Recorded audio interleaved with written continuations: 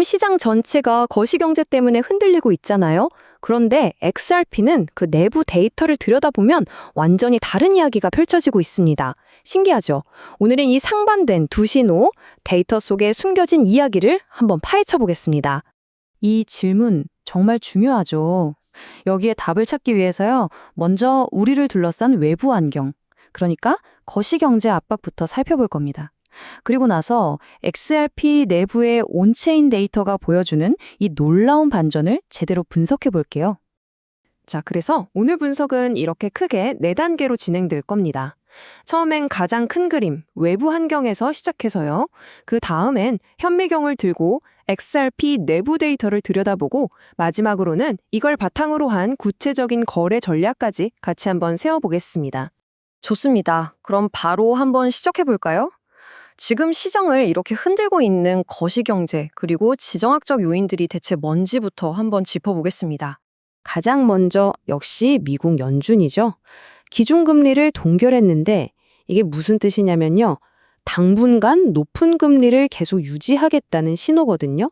그럼 시장에 돈이 잘 안 풀리니까 XRP 같은 암호화폐 자산에는 아무래도 하방 압력으로 작용할 수밖에 없는 거죠. 자, 그리고 이게 또 정말 흥미로운 지점인데요. 저 멀리 중동에서 일어나는 지정학적 리스크가 어떻게 우리 경제에까지 영향을 미치는지 보여주는 대목입니다. 이런 긴장감은 바로 유가 상승, 그리고 인플레이션 우려로 이어지거든요. 이렇게 세상이 불확실해지면 돈은 어디로 갈까요?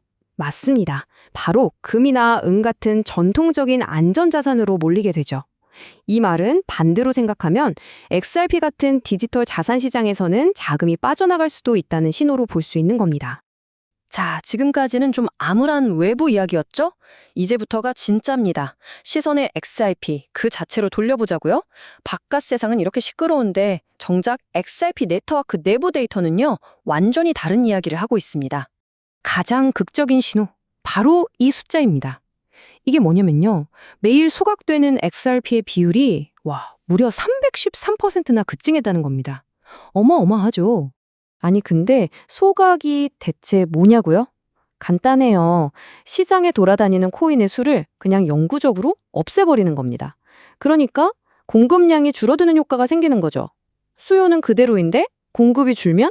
그렇죠. 장기적으로는 가격의 긍정적인 신호로 해석될 수 있는 겁니다. 분석가들이 또 눈여겨보는 게 바로 이 가격대들입니다. 수많은 숏 포지션, 그러니까 가격 하락에 돈을 건 사람들과 롱 포지션, 가격 상승에 돈을 건 사람들이 강제로 청산당할 수 있는 구간이라는 뜻이에요. 이 가격에 닿기만 하면 정말 순식간에 가격이 확 튀거나 확 떨어질 수 있다는 거죠. 차트를 직접 뜯어보면요. XRP가 지금 아주 중요한 갈림길에 서 있는 게 보입니다. 이 200 EMA라는 선이 장기적인 지지선인데 바로 여기서 줄다리기를 하고 있는 거죠. RSI라는 지표는 아직 힘이 좀 부족한 중립 상태를 보여주고요. 하지만 이 MACD를 보면 하락세가 좀 약해지는 거 아닌가 하는 신호를 보내고 있습니다.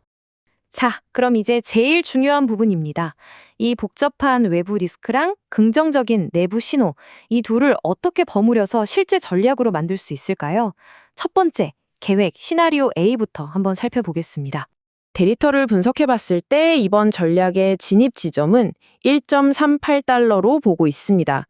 위험과 보상을 따져봤을 때 가장 합리적인 구간이라고 판단되는 거죠. 그럼 어디까지 오를 걸 기대하느냐? 1차 목표는 1.52달러입니다. 아까 말씀드렸던 숏 포지션들이 대거 청산될 수 있는 벽 같은 구간이라 여기까지 뚫어주면 상승세에 불이 붙을 수 있는 아주 중요한 지점입니다. 물론 계획대로 안 될 수도 있겠죠? 리스크 관리는 무조건 필수입니다. 만약을 대비해서 진입가 바로 아래인 1.34달러의 방어선을 쳐두는 겁니다. 예상치 못한 하락이 와도 큰 손실을 막기 위해서요. 그런데 말이죠. 만약에 이 글로벌 리스크가 생각보다 더 심각해져서 시나리오 A가 실패하면 어떡할까요? 바로 그럴 때를 대비한 플랜 B가 있어야 합니다. 이 표가 두 시나리오의 차이를 명확하게 보여주는데요. 시나리오 A는 지금의 지지선이 버텨줄 것이다 라는 어떻게 보면 좀 더 긍정적인 상황에 기반한 전략이고요. 반면에 시나리오 B는 시장이 공포에 빠지는 최악의 상황이 올 수도 있다를 가정한 훨씬 더 보수적인 방어 계획이라고 보시면 됩니다. 자, 오늘 내용 잘 따라오고 계신지 한번 볼까요?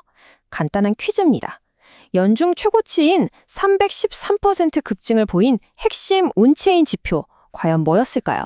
1번 신규 지갑 생성수, 2번 거래 수수료 소각률, 아니면 3번 거래소 입금량. 정답은 뭘까요?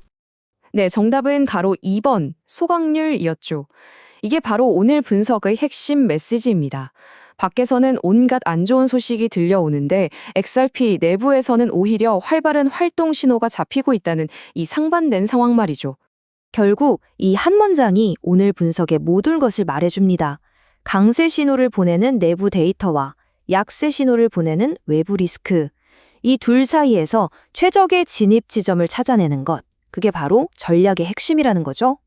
자, 마지막으로 이건 꼭 말씀드려야 합니다. 오늘 분석 내용은 어디까지나 데이터에 기반한 정보 공유 차원이지 절대로 투자 조언이 아닙니다. 모든 투자 결정의 책임은 여러분, 투자자 본인에게 있다는 점 꼭 기억해 주시길 바랍니다.